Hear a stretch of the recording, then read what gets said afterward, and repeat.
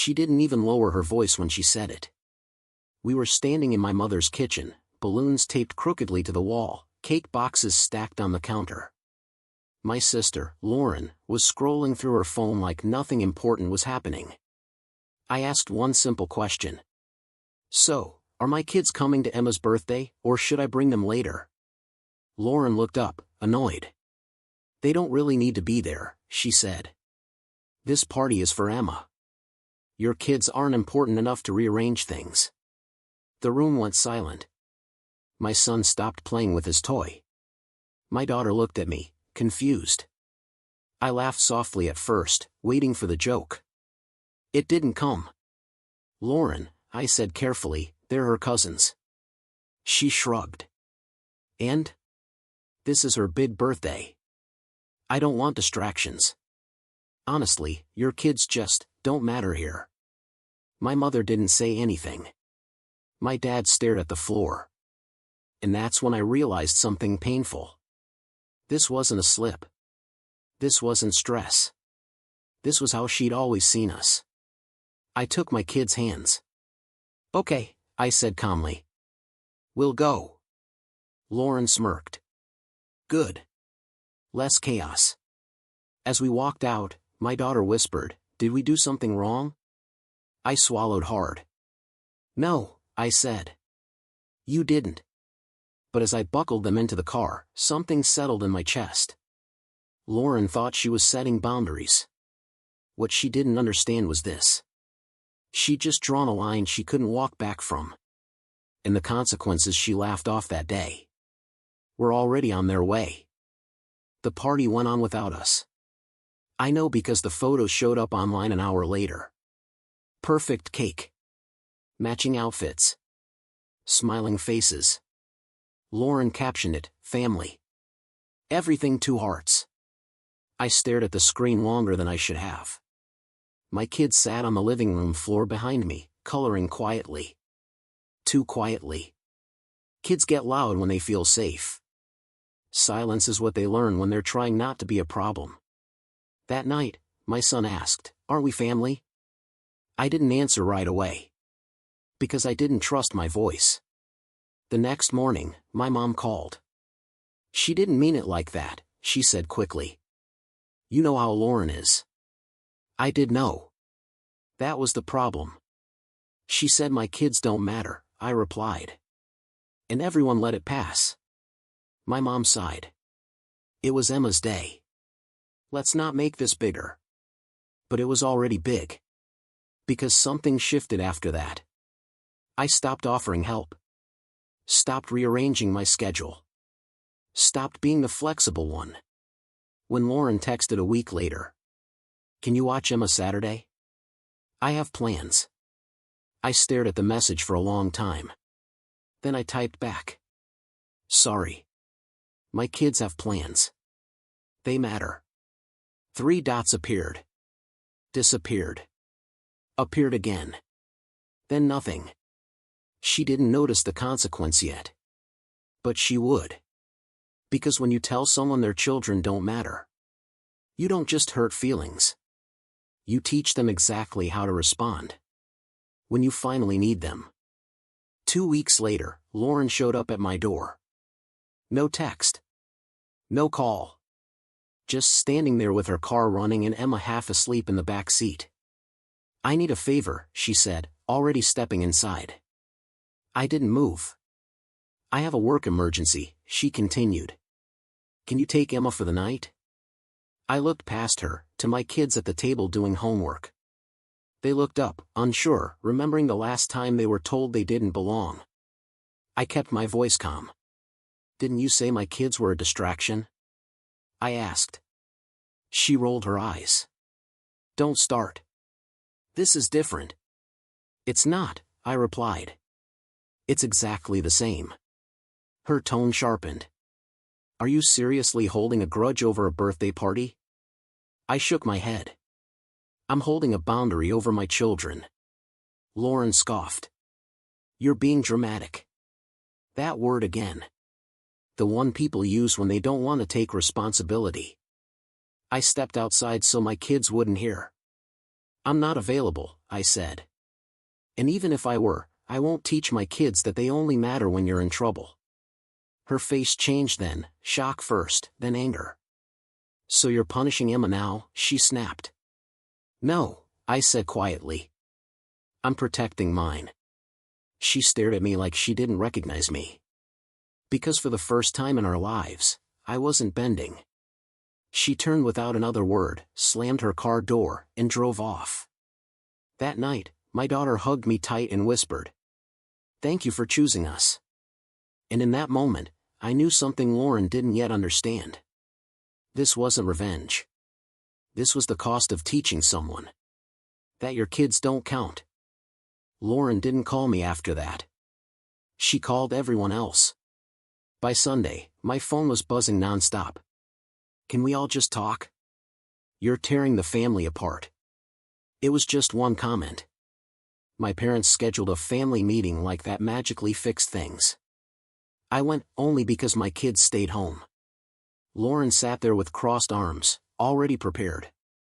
She's being petty, Lauren said to the room. She's using her kids as a weapon. I took a slow breath.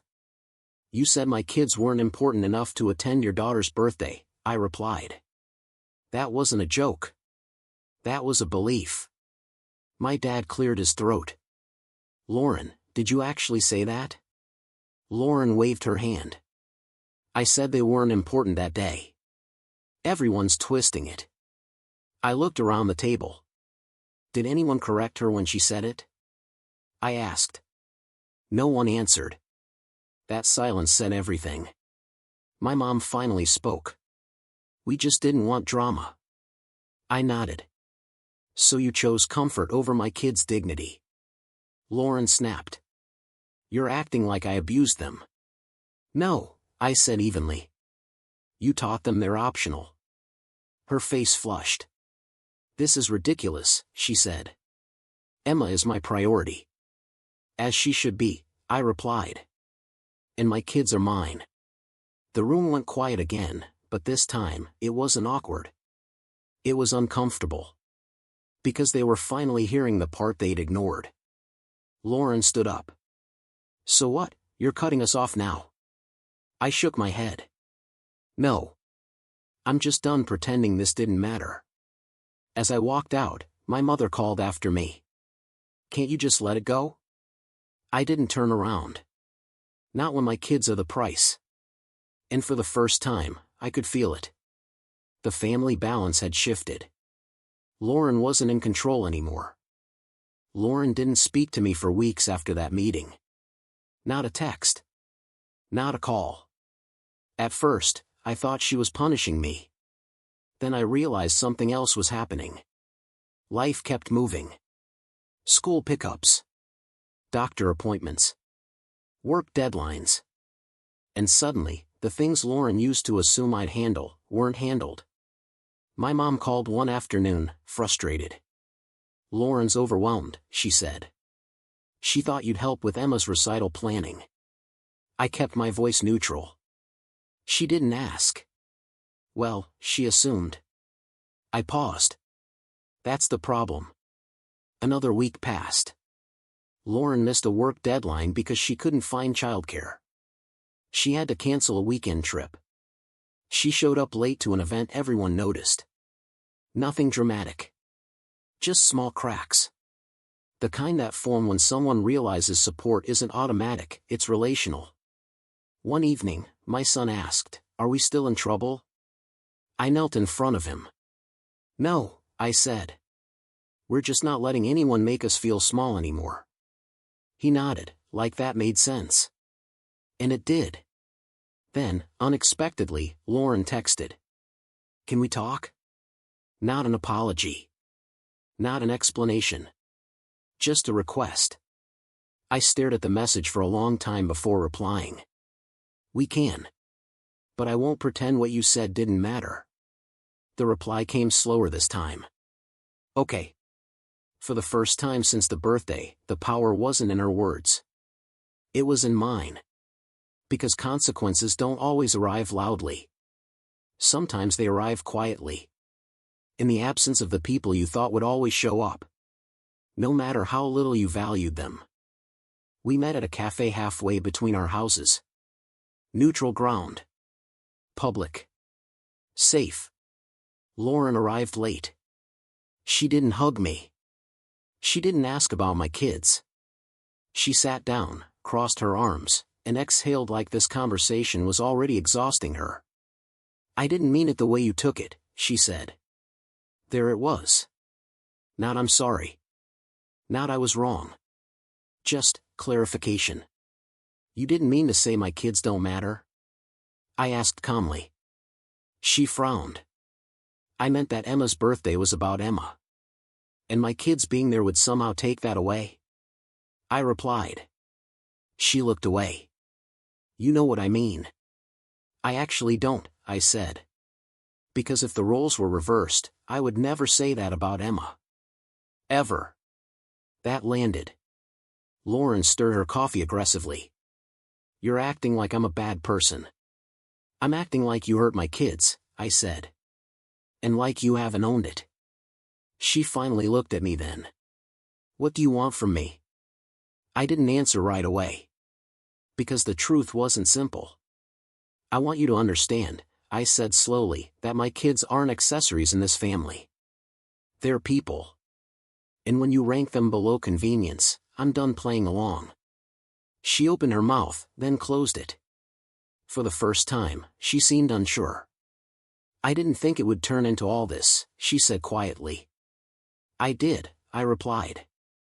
"Because I've been swallowing things like this my whole life." Silence sat between us. Not hostile. Not warm. Honest. When we stood to leave, Lauren said softly, "I'll try to do better." I nodded. But I didn't rush to reassure her. Because trying wasn't the consequence. Change was. And that was still ahead of us. Lauren didn't call for a while after that cafe meeting. And this time, the silence felt different. Not punishing. Not dramatic. Careful. A month passed before the next family event, my dad's birthday. Normally, Lauren would have taken over the planning, decided who came when, who sat where. This time, she texted me first. "I'm putting together Dad's birthday. I wanted to check, are the kids free that day?" I read the message twice. Not assumed. Not announced. Asked. I replied. "They are. Thank you for checking." At the party, something small but important happened. Lauren knelt down to my kids' level when we arrived. She asked about school. She saved seats for them at the table, next to Emma, not at the end. No speeches. No grand apology. Just effort. My daughter leaned over and whispered, "Aunt Lauren is being nice today." I smiled. People can learn. Later, when cake was being served, Lauren caught my eye. "I'm glad they came," she said quietly. "It feels right." I didn't respond with enthusiasm. I responded with watchfulness. Because trust doesn't come back all at once. It comes back in moments, stacked carefully over time. That night, as I tucked my kids into bed, my son said, "I like when we're not invisible." My chest tightened. "So do I told him. Lauren thought consequences would look like yelling. Like cutting ties. Like drama. She was wrong. The real consequence was this. She had to change. Or live without us. And this time, she finally understood. That my kids weren't optional. Lauren never said the words "your kids weren't important" again. Not to me. Not to anyone. But more importantly, she never acted like it again. Months passed, and the change held. Invitations came early. Plans were shared, not dictated. My kids were included without explanation, because no explanation was needed. One afternoon, Lauren called me while driving Emma home. "I heard someone at work say their sister's kids were too much trouble," she said quietly. And I realized, that used to sound normal to me. I didn't interrupt. I corrected them, she continued. I told them kids remember who makes space for them. That mattered more than any apology. Because here's the truth. I didn't need Lauren to feel guilty. I needed her to do better. And my kids? They grew taller. Louder. More confident. They stopped asking if they were in trouble for existing. They stopped shrinking at family gatherings. They learned something powerful without anyone sitting them down and explaining it. That love doesn't beg for room. It's either made welcome or it walks away. Lauren learned that boundaries aren't punishments. They're teachers. And the lesson she learned cost her comfort, but saved our relationship. Because when she said, "Your kids aren't important enough," she thought it was a comment. What it really was a test.